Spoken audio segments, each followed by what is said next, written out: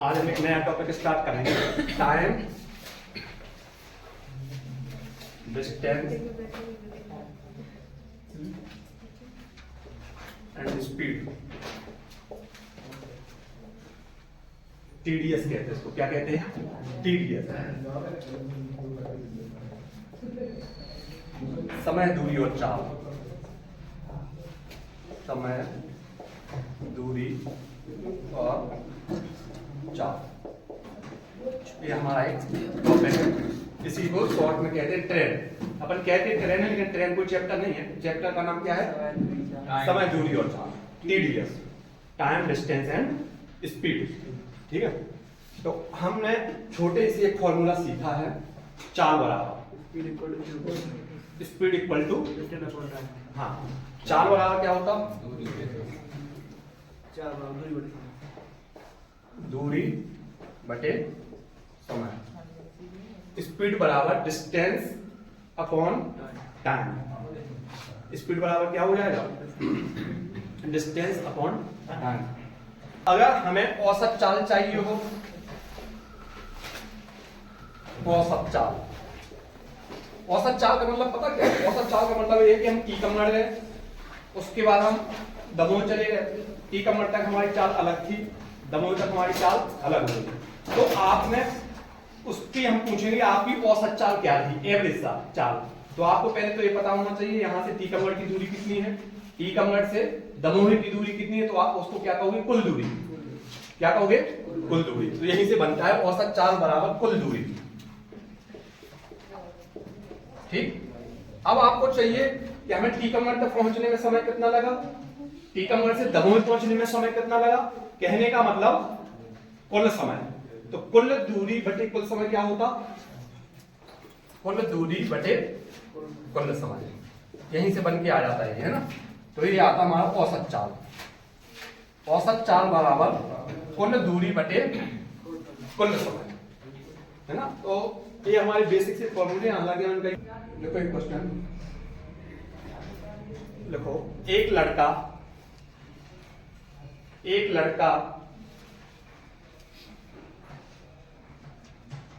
75 kilometre प्रति our, 75 kilometre per hour की चाल से स्कूल जाता है। एक लड़का 75 किलोमीटर प्रति आवर की चाल से स्कूल जाता है और वह 50 किलोमीटर प्रति आवर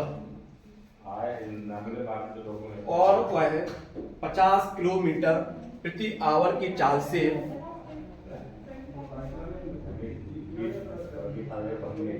वापस घर आता है।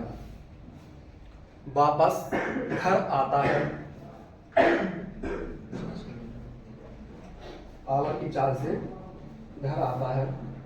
तो उसकी औसत चाल ज्ञात करो। तो उसकी औसत चाल ज्ञात करो। एक लड़का 75 किलोमीटर प्रति आवर की चाल से स्कूल जाता है और 50 किलोमीटर प्रति आवर की चाल से वापस आता है। तो उसकी औसत चाल ज्ञात करो। अब इसमें आपको क्या दिया? चाल ली है, दोनों चाल। ठीक, अब आप लोग सर कि आपकी औसत चाल के फॉर्मूला में तो कुल दूरी भी और कुल समय, और यहाँ तो ना तो दूरी दी है ना कुल समय दिया है। तो हमने क्या कहा था कि फॉर्मूले का यूज हम करेंगे। चलो देखो, इसको थोड़ा हम वो वाला कंसेप्ट उठाते हैं। कौन सा? टाइम एंड वर्क वाला। ठीक है ना। आपको दिए रहते थे कोई व्यक्ति एक 10 दिन में करता है काम, एक 15 दिन में करता है। दोनों का एलसीएम लेते थे तो क्या निकलता था? कुल बल। यहाँ पे हमें टोटल चाल दी है, तो चाल से हम क्या निकालेंगे? कुल दूरी। क्या निकाल लेंगे? दूरी। तो उसकी जाने की चाल कितनी दी आपको? इस बात में मतलब स्कूल जाने की चाल 75 किलोमीटर प्रति आवर, और वापस आने की कितनी दी? 50 किलोमीटर प्रति आवर। दोनों का एलसीएम लिखो मत। दोनों का एलसीएम लेंगे कितना आएगा? 150। एलसीएम की बताया था ना कि जो सबसे बड़ी संख्या हो उसमें छोटी संख्या के क्या दो? भाग। 75 में 50 का भाग जाएगा? नहीं जाएगा। तो 75 का क्या करो? दुगना। 75 दूनी 150, 50 का भाग चला जाएगा 50 दिया 150, तो दो वो क्या हो गया एलसीएम, क्योंकि एलसीएम की डेफिनेशन एलसीएम वह संख्या जिसमें दी गई संख्याओं का क्या चला जाता भाग चला जाता है, एलसीएम की डेफिनेशन। ठीक है, तो इसका एलसीएम आ गया कितना 150। तो हमने मान लिया कि टोटल दूरी कितनी थी, डिस्टेंस आ गई हमारी, क्या आ गई डिस्टेंस, मतलब कि दूरी आ गई। अब देखना आपको 150 किलोमीटर दूर जाना है और आपकी चाल है 75 किलोमीटर प्रति घंटा, तो कितने घंटे लगेंगे 2 घंटे। ये आ गया टाइम। और यदि 50 की चाल है और 150 किलोमीटर जाना तो कितने घंटे 3 घंटे लगेंगे। अब स्कूल यदि 150 किलोमीटर दूर है तो घर से वापस आना भी कितना दूर होगा 150, तो कुल दूरी कितनी हो गई 300। तो हमें क्या निकालना था, क्या निकालना औसत चाल। तो आप यहां से निकाल सकते हो चाल बराबर क्या हो जाएगा कुल दूरी, लिखा था ना फॉर्मूले में कुल दूरी कितनी हो गई 300, या फिर ऐसे लिख सकते हो 2 गुणे 150 बटे कुल समय कितना 2 और 3 5।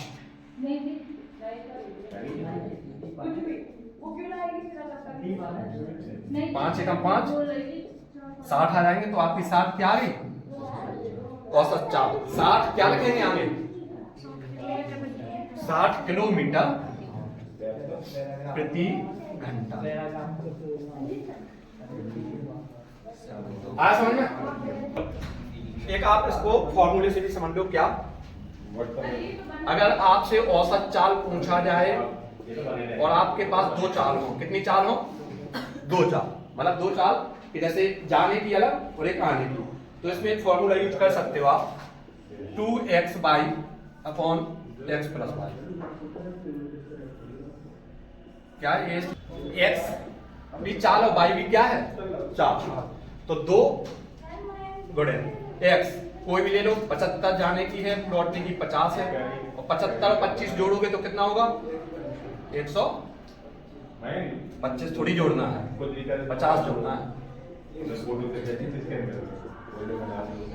125, 25 दूनी 50, 25 पंचे 125, 5 एकम 5 15 5 75, 15 दूनी 30 और 30 दूनी किलोमीटर प्रति, जो अच्छा लगे।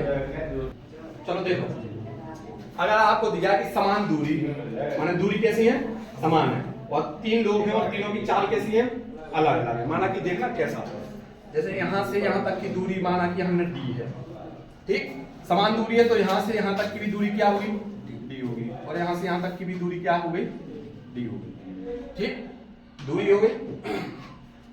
यहां से कोई व्यक्ति चला, उसकी चाल है S1, ठीक, और यहाँ पे ये चाल क्या है S2, और यहाँ पे क्या है चाल S3, ठीक। सबकी चाल कैसी हुई अलग अलग, लेकिन दूरी कैसी है समान। तो आपको औसत चाल का एक फॉर्मूला पढ़ा है, आपको समझना इसको। औसत चाल बराबर क्या पढ़ाया कुल दूरी बटे कुल समय। अब आप कहोगे यहाँ पर कुल समय तो दिया नहीं है, नहीं दिया ना, देखो कुल दूरी क्या हो जाएगी डी डी और डी, कितने डी हो गए 3D।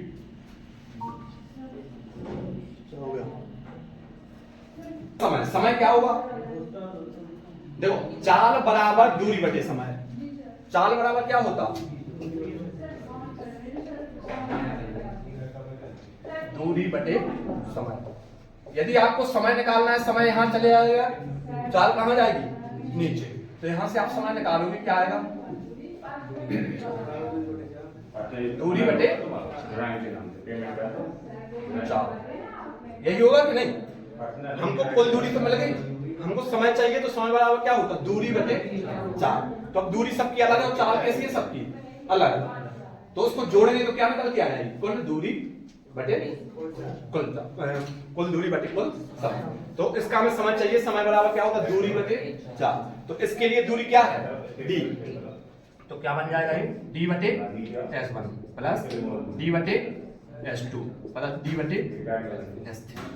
तो जब भी इस टाइप का क्वेश्चन दिया हो तो अपन कैसे करेंगे, प्रत्येक का क्या निकालेंगे, अलग अलग समय निकालेंगे। जो अभी कराया था ना दो वाला, जब कैसे बनेगा, मतलब कि हमने S1 मान लिया कितना, x किलोमीटर प्रति आवर, S2 मान लिया y किलोमीटर प्रति आवर, S3 मान लिया z किलोमीटर प्रति आवर। देखना फॉर्मूला बनेगा आपका, कैसे बनेगा देखो, 3D, यहाँ से D कॉमन आ जाएगा कि नहीं, यहाँ से ले लिया अपन ने D कॉमन, S1 बराबर क्या माना, x,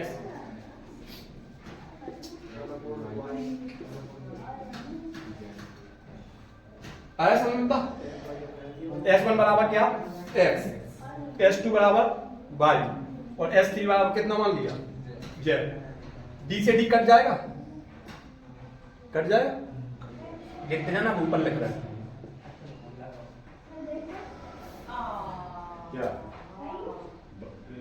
थ्री अपॉन, इसका ले लो एलसीएम, क्या आएगा एक्स वाई जेड, ठीक है। एक्स का भाग दोगे एक्स चला जाएगा, क्या बचेगा वाई जेड, प्लस वाई का भाग दोगे तो क्या बचेगा एक्स जेड, प्लस और जेड का भाग दोगे तो क्या बचेगा X Y. Three X Y Z कहां पहुंच जाएंगे ऊपर, तो 3x बाई जेड अपॉन, इसको सही लिख लो X Y plus Y Z plus J निकल के आ गई आपका एवरेज स्पीड का फॉर्मूला। ये आपको निकाल के बता दिया, आपको इसलिए टफ लग रहा होगा ये सर ने क्या बता दिया, ये आपको याद करना है। एक व्यक्ति एक निश्चित दूरी को, एक व्यक्ति एक निश्चित दूरी को 12 किलोमीटर प्रति चाल से, 12 किलोमीटर प्रति घंटे की चाल से तय करता है। एक व्यक्ति किसी दूरी को 12 किलोमीटर प्रति घंटे की चाल से तय करता है।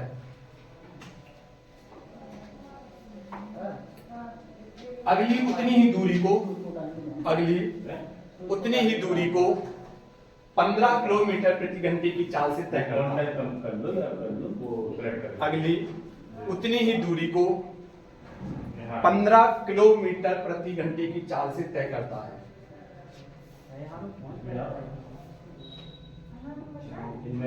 उतनी ही दूरी को 15 किलोमीटर प्रति घंटे की चाल से तय करता है और अगली उतनी ही दूरी को, और अगली उतनी ही दूरी को 20 किलोमीटर प्रति घंटे की चाल से तय करता है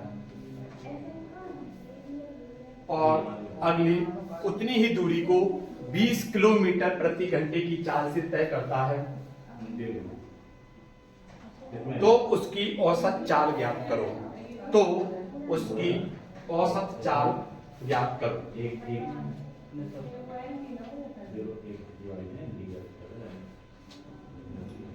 तो उसकी औसत चाल ज्ञात करो। आया समझ में? एक व्यक्ति एक निश्चित दूरी को 12 किलोमीटर प्रति घंटे की चाल से तय करता है, अगली उतनी ही दूरी को 15 किलोमीटर प्रति घंटे की चाल से तय करता है और अगली उतनी ही दूरी को 20 किलोमीटर प्रति घंटे की चाल से तय करता है। तो उसकी औसत चाल ज्ञात करना है। तो देखो उतनी ही दूरी बार बार यूज हो रहा ना, उतनी ही दूरी मतलब दूरी कैसी है समान, ठीक।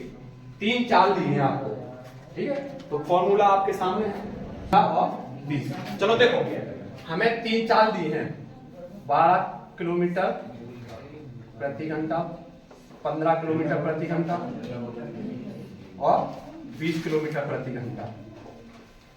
और दूरी कैसी दी है समान, समान दूरी थी। तो आपको अभी हमने एवरेज स्पीड का एक फॉर्मूला बताया, क्या होता 3x by Z upon X Y plus Y Z plus Z X. हाँ देखो कितना, तो इसको अपन यदि x मान लो, इसको y मान लो, इसको z मान लो, चेंज भी कर दोगे फर्क नहीं पड़ेगा, तो 15 ही आना है ना। तो x y z मतलब कि इन चारों का क्या करना है, तीनों का गुणा, 12 15 और 20। फिर क्या है x y है, तो x y का गुणा करो, 15 का 12 में गुणा करोगे तो कैसे, 15 10 150, 15 दूनी 30, तो 150 और 30 कितने, 180, ठीक, प्लस y z इन दो का गुणा करो, 15 दूनी 30 मतलब 300, प्लस जेड एक्स इन दो का गुणा, 12 दूनी 24 240। इनको भी ऐसे लिखा लेने दो क्योंकि काटना आसान हो जाएगा, गुणा मत कर देना, नहीं तो गुणा में टाइम वेस्ट करो, फिर काटने में फिर वापस वहीं पे आओ, ठीक है ना। इनको जोड़ने पर कितना आएगा, 720। तो देखो जीरो से जीरो काट दो, 12 एकम 12 12 6 72, 3 एकम 3 3 दूनी 6 और 2 एकम 2, ये कर गया, कितना आ गया, 15 किलोमीटर प्रति औसत चाल। यदि आप फॉर्मूला भूल जाते हो तो उसको कैसे करोगे, वही जो अभी हमने बताया था, इनका ले लो एलसीएम, शुरू में किया था ना दो का, उनका एलसीएम लिया था 75 50 का, ऐसे ऐसे इसमें ले लो, एलसीएम कितना आएगा 7। एलसीएम लेने की वो नहीं कि 15 20 और लिख रहे हो, फिर 2 से काट रहे हो, फिर जोड़ा बना रहे हो, सबसे बड़ी संख्या 20, 20 में 15 का भाग जाएगा, नहीं जाएगा, तो 20 दूनी 40, 40 में 15 का भाग जाएगा, नहीं जाएगा, तो 20 दिया 60, 60 में 15 का भाग जाएगा, 12 का जाएगा, तो एलसीएम कितना 60 एलसीएम आ गया, तो हमारी ये डिस्टेंस हो गई, ठीक है ना। तो देखो यहां पे कितना आ जाएगा, जब 60 किलोमीटर डिस्टेंस है हमारी और चाल है 12 की, तो कितना घंटे लगेंगे, 5 घंटे। यहाँ पे कितने घंटे, 15 चौको 60 घंटे, यहाँ पे कितने 20 दिया 60, 3 घंटे। आपको चाहिए क्या, एवरेज स्पीड, औसत चाल, औसत चाल बराबर कुल दूरी। अब बताओ 60 किलोमीटर की डिस्टेंस थी, 60 इसके लिए होगी, 60 इसके लिए होगी, 60 इसके लिए होगी, तो या तो आप 3 गुणे 60 लिख दो, ठीक, या 60 को 3 बार जोड़ दो, कुछ भी कर लो, ठीक है। और टोटल समय, कुल दूरी बटे कुल समय, 5 4 9 3 12, 12 एकम 12, 12 पंचे 60, 5 3 15, और स्पीड है तो स्पीड की यूनिट क्या होती, किलोमीटर प्रति। देखो एक व्यक्ति एक निश्चित दूरी को, एक व्यक्ति एक निश्चित दूरी को, एक व्यक्ति एक निश्चित दूरी को 10 किलोमीटर प्रति घंटे की चाल से तय करता है, 10 किलोमीटर प्रति घंटे की चाल से तय करता है। अगली उतनी ही दूरी को 20 किलोमीटर प्रति घंटे की चाल से तय करता है, अगली उतनी ही दूरी को 20 किलोमीटर प्रति घंटे की चाल से तय करता है, अगली उतनी ही दूरी को 20 किलोमीटर प्रति घंटे की चाल से तय करता है, और अगली उतनी ही दूरी को 30 किलोमीटर प्रति घंटे की चाल से तय करता है, और अगली उतनी ही दूरी को 30 किलोमीटर प्रति घंटे की चाल से तय करता है। 30 10 फिर 20 फिर 30,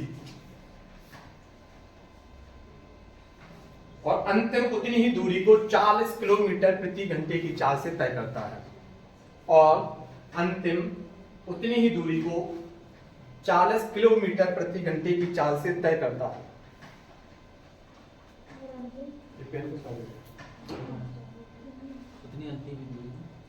तय करता है, तो उसकी औसत चाल ज्ञात करो, तो उसकी औसत चाल ज्ञात करो।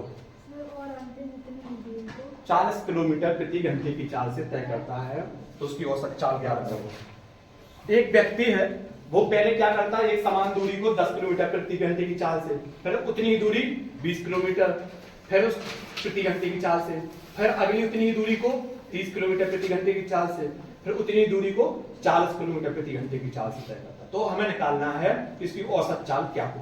देखो सब लोग कितनी चाल दी हमें, 10, 20, 30, 40। चाल है तो किलोमीटर प्रति घंटा, किलोमीटर प्रति घंटा, किलोमीटर प्रति किलोमीटर प्रति घंटा। सबका ले लो क्या एलसीएम। 4 अस्तिया 120, 120 में 30 का भाग जाएगा, 20 का 10 का जाएगा, एलसीएम कितना आ गया 120। 120 हो गई हमारी डिस्टेंस, क्या हो गई डिस्टेंस, कहने का मतलब दूरी। दूरी कितनी है 120, और वो 10 की चाल से जाता तो उसको कितने घंटे लगेंगे 12 घंटे। जब वो 20 की चाल से जाएगा तो कितने लगेंगे 6 घंटे। 30 की चाल से जाएगा तो 4 घंटे, और 40 की चाल से जाएगा तो 3 घंटे, क्योंकि कुल दूरी कितनी है 120। 40 के 1 घंटे में जा रहा तो 3 घंटे में कितना 120 होगा। फिर औसत चाल बराबर क्या होगा कुल दूरी, 120 इसके लिए, 120 इसके लिए, 120 इसके लिए, 120 इसके लिए। तो औसत चाल क्या हो जाएगी हमारी कुल दूरी। कुल दूरी कितनी 4 गुणे 120 बटे कुल समय। कुल समय कितना है 12 प्लस 6 प्लस 4 प्लस 3। 4 गुणे 120, 12 6 18, 22 और 3 25। 25 आ गया, 5 से काट दो, 5 दूनी 10, 5 चौको 20।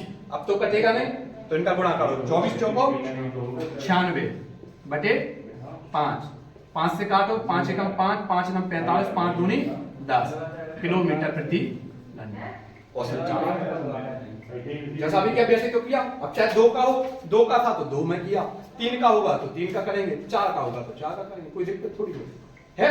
2 में 2 की दूरी होगी तो यहाँ पे जितना एलसीएम आएगा उसका दोगुना कर देना। 3 का होगा जो भी एलसीएम आएगा उसका तिगुना कर देना। जो भी 4 में होगा जो भी एलसीएम आएगा उसका 4 गुना कर दो।